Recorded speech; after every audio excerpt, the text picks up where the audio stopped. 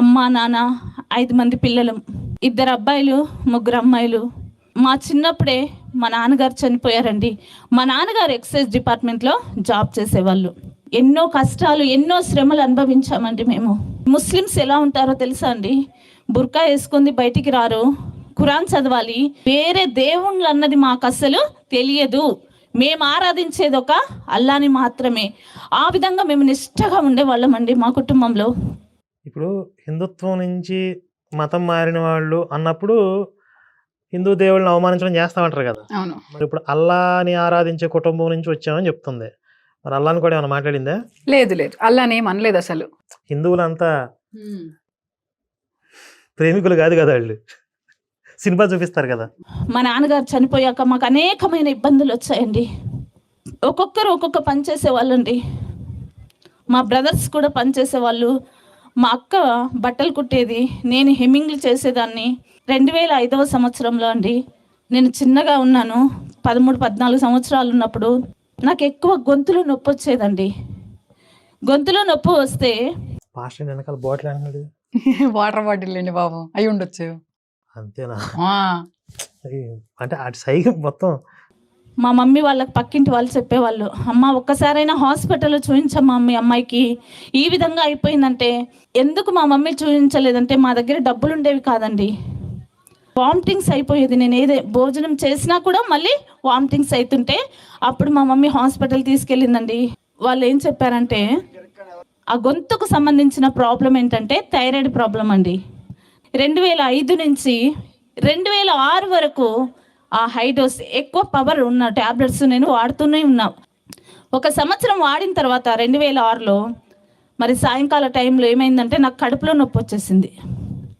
Mummy నాకు కడుపులో నొప్పి వస్తుందంటే మళ్ళీ మా మమ్మీ కడుపు నొప్పికి ట్యాబ్లెట్స్ తీసుకొచ్చింది, వేసుకున్నాను. అందరూ పడుకున్నారండి, 10 అవుతుంది, అయినా నాకు ఇంత కూడా నొప్పి తగ్గలేదు. అలాగే ఇంట్లో పడుకోలేక నిల్చోలేక అటు ఇటు తిరుగుతున్నా నొప్పి ఎక్కువైపోయి నా కడుపు ఇంత ఉబ్బిపోయిందండి. బాత్రూమ్కి వెళ్తే యూరిన్ రావట్లేదు, మోషన్ రావట్లేదు. కాళ్ళు, చేతులు, కడుపు, మొహం మొత్తం ఉబ్బిపోయినాయండి. మా మమ్మీ లేచిందండి 5 గంటలకి. అప్పుడు లేచి నన్ను చూసి భయపడిపోయి, ఏంటమ్మా ఇట్లా ఏంటంటే, ఏమో మమ్మీ తెలియట్లేదు, నాకు నొప్పి మాత్రం తగ్గట్లేదు, బాత్రూమ్ వెళ్తే యూరిన్ రావట్లేదు, మోషన్ రావట్లేదు. ఏంట్రా బాబుజీ మనకి దరిద్రమా? సాక్ష్యాల్లో ఉండేది దరిద్రం కదండి. ఆయాసం వచ్చేస్తుంది అంటే మరి 6-7 గంటల ప్రాంతంలో మళ్ళీ నన్ను హాస్పిటల్ తీసుకెళ్లారండి. సూర్యాపేటలో వసుంధర హాస్పిటల్కి నన్ను తీసుకెళ్ళి ఇట్లా కడుపులో నొప్పి వస్తుందని చెప్తే వాళ్ళు నన్ను అక్కడ అడ్మిట్ చేసుకొని కడుపు నొప్పికి సంబంధించిన ట్రీట్మెంట్ చేస్తున్నారు. వాళ్ళు ఎంత ట్రీట్మెంట్ చేసినా, ఎన్ని యాంటీబయాటిక్ ఇంజెక్షన్స్ వేసినా, ఎన్ని సిలైన్ బాటిల్స్ ఎక్కించినా కూడా నాకు నొప్పి తగ్గట్లేదండి. కడుపు నొప్పికి యాంటీబయాటిక్స్ వాడతారండి? నేను మెడిసిన్ చదవలేదండి, నాకు తెలియదండి. మీకు ఎవరికైనా తెలిస్తే చెప్పండి అయ్యా. ట్యాబ్లెట్స్ ఇస్తున్నారు, అయినా నాకు నొప్పి తగ్గట్లేదు. 1 రోజున్నా, 2 రోజులున్నా, 3 రోజులున్నా నొప్పి 1% కూడా. అసలు 3 రోజులు కంటిన్యూగా కడుపు నొప్పి ఉంటే ఎవరైనా బతుకుతారా? అదే కదా అసలు. మీకు తెలియట్లే ముందు అంటే ఇప్పుడు పాకం ముదురుతుంది ఇప్పుడే. ఇప్పుడు యాంటీబయాటిక్స్ ఇవ్వాలి అంటే ఫస్ట్ టెస్ట్లు చేయాలి.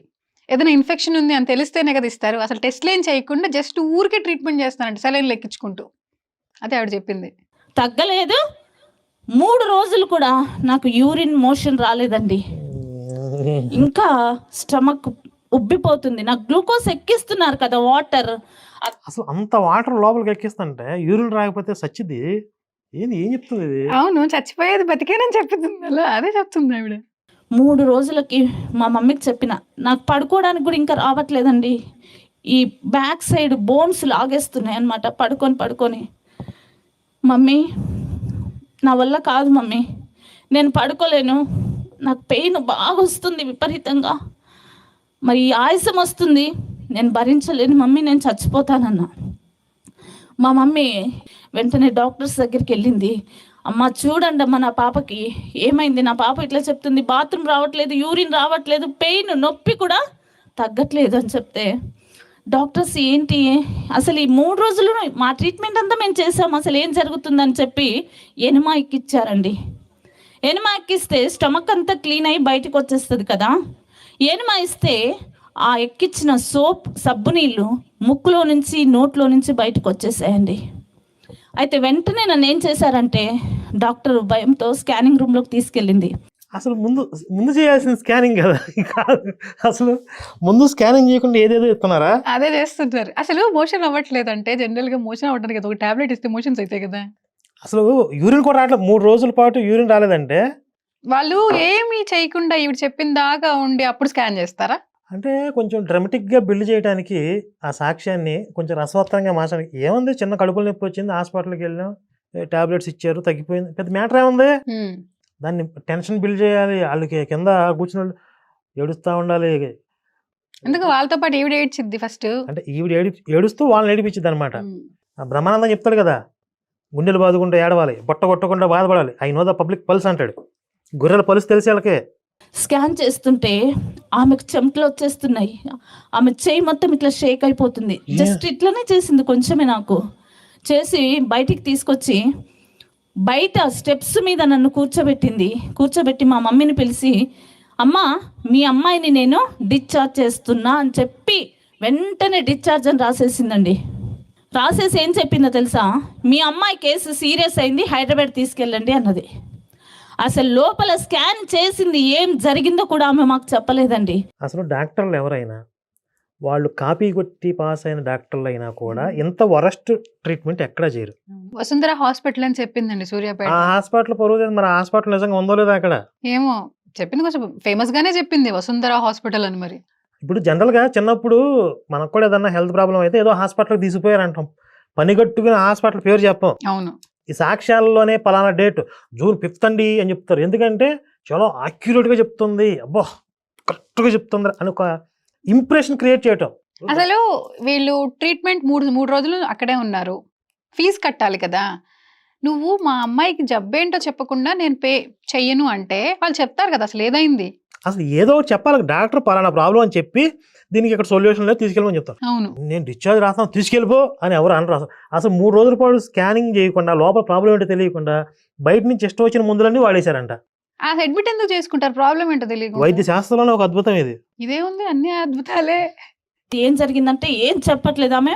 మీరు ఎంత అర్జెంటుగా తీసుకెళ్తే వీళ్ళు చెప్పే కథల్లో కూడా ఆ క్యారెక్టర్ కూడా డ్రమటిక్ గానే బిహేవ్ చేస్తాయి. డాక్టర్లు కానీ ఎవరైనా ఆ పేషెంట్లు లేకపోతే డాక్టర్లు వాళ్ళందరూ కూడా చాలా డ్రమటిక్ గా మాట్లాడుతూ ఉంటారు, బిహేవ్ చేస్తూ ఉంటారు. నేనేం చెప్పను, తీసుకెళ్ళిపో, అర్జెంట్గా తీసుకెళ్ళిపో అంటా ఉంటారంట. వాళ్ళ అమ్మాయిలు వాళ్ళు ఏం అడగరు, ఇంకా వాళ్ళు కూడా వీళ్ళతో పాటు వాళ్ళు ఈమె చెప్తుంది అదే చేస్తూ ఉంటారు. వెంటనే మా మమ్మీ మా బ్రదర్కి ఫోన్ చేసింది, అర్జెంటుగా హాస్పిటల్ దగ్గరికి రా, సీరియస్గా ఉందని చెప్తే మా బ్రదరు మరి అప్పటికి ఎక్సైజ్ డిపార్ట్మెంట్లో జాబ్ చేస్తున్నారు. మా నాన్నగారు చనిపోతే మా బ్రదర్కి ఆ జాబ్ ఇచ్చారనమాట. ఈవిడ స్టార్టింగ్ ఏం చెప్పిందండి, గొంతు నొప్పి వస్తే నన్ను ఫస్ట్ హాస్పిటల్లో తీసుకెళ్ళలేదు, ఎందుకంటే మా దగ్గర డబ్బులు లేవు అని. ఇంట్లో 5 ఉన్నారు, 5 పని చేస్తున్నారని చెప్పింది. ముస్లిమ్స్ ఎలా ఉంటారు, అన్ని పనులు చేస్తూ ఉంటారు. ప్లస్ వాళ్ళ అన్నయ్యకి జాబ్, వాళ్ళ నాన్న జాబ్ వచ్చింది. ఇప్పుడు వాళ్ళ నాన్న పోయినాక మాకు కష్టాలు వచ్చినాయి అని చెప్పింది. అవును, అంటే వాళ్ళ నాన్న ఇన్కమ్ వాళ్ళ అన్నకు వచ్చేసింది కదా. అవును, సింపుల్ గా మరి ఏ బాధలు లేకుండా పెరిగానంటే ఏం బాగోదు కదా, సప్పగా ఉంటది కదా. 50,000 ఉంటే ఆ డబ్బులు తీసుకొని మరి హాస్పిటల్ దగ్గరకు వచ్చి కార్ బుక్ చేసి నన్ను, మా మమ్మీని, నా చిన్న బ్రదర్ని మరి కార్లో ఎక్కించి హాస్పిటల్కి పంపించారండి. ఎక్కడికి? ఉస్మానియా హాస్పిటల్కి వెళ్ళామండి. నైట్ 12 అవుతున్నది ఉస్మానియా హాస్పిటల్కి వెళ్ళేసరికి. ఆ 12 గంటలకి లోపలికి వెళ్ళాలంటే వామిటింగ్ వచ్చేస్తుంది, బ్యాడ్, అంత గలీజ్ చండాలంగా ఉందండి ఆ హాస్పిటల్. అయితే ఆవిడ 12ంటికి హాస్పిటల్కి వెళ్ళిందని చెప్పింది కదండి, గుర్తుపెట్టుకోండి. ఇంకా డాక్టర్ వచ్చి అన్నాడు, ఏమైందమ్మా ఈ అమ్మాయికి అంటే, మాకు తెలియదు సార్, మేము 3 రోజులు ఇట్లా ఉన్నాము, ఏం జరిగిందో మాకు తెలియదు, డాక్టర్స్ మాకు చెప్పలేదన్నారు. ఇంకా వెంటనే డాక్టర్ వచ్చి ఏం చేశాడు, ఇక్కడ పట్టుకొని చూశాడండి, నా పల్స్ నాడి పట్టుకొని చూశాడు. చూసి ఏమన్నాడో తెలుసా, ఈ కేసుని మేము తీసుకోము. చూసారా, అందరూ ప్రతి క్యారెక్టర్ కూడా డ్రమటిక్ గానే ఉంటారు వాళ్ళు. అసలు వైద్య శాస్త్రంలోనే ఒక అద్భుతం ఇది. ఇప్పుడు రిపోర్ట్స్ ఉంటాయి కదా, హాస్పిటల్ రిపోర్ట్స్ ఏమైనాయి? అసలు హాస్పిటల్ రిపోర్ట్స్ పక్కన పెడితే చెయ్యి పట్టుకుని చూసి ఇది నా వల్ల కాదని డాక్టర్ ఎవరైనా ఉంటాడు అసలు? కనీసం మినిమం బ్లడ్ టెస్ట్ చేస్తారు కదా. తీసుకెళ్ళండి, అర్ధ గంటలో చనిపోయే అమ్మాయిని మా దగ్గరికి తీసుకొచ్చారు, మేము చూడము అని చెప్పారండి. మీ బంధువులు ఉంటే చూపించుకోండి, తీసుకెళ్ళండి అని చెప్పారు. నాడి పట్టుకొని చూస్తే ఎంతసేపులో చనిపోతారో తెలుస్తుందండి. సాక్ష్యాలు తెలుసు. సాక్ష్యం ఓకే. అంటే మీరు బయట ప్రాక్టికల్గా ఉండే ప్రపంచాన్ని టెస్ట్ మనీస్లో అప్లై చేయకూడదు. నాకు ఇంకొక డౌట్, 12 కదా వచ్చారు. జనరల్గా 12 పెద్ద డాక్టర్స్ ఎవరు ఉండరు హాస్పిటల్స్లో, అది కూడా ఉస్మానియా అంటే గవర్నమెంట్ హాస్పిటల్. మహా అయితే డ్యూటీ డాక్టర్స్ ఎవరు ఒక్కళ్ళు ఇద్దరు. అలాంటి డాక్టర్లు కూడా ఇలా నాడి పట్టుకొని చూసేసి మేము తీసుకోము అని ఉస్మానియా హాస్పిటల్లో అంటారా? స్క్రిప్టెడ్ వర్షన్ అది.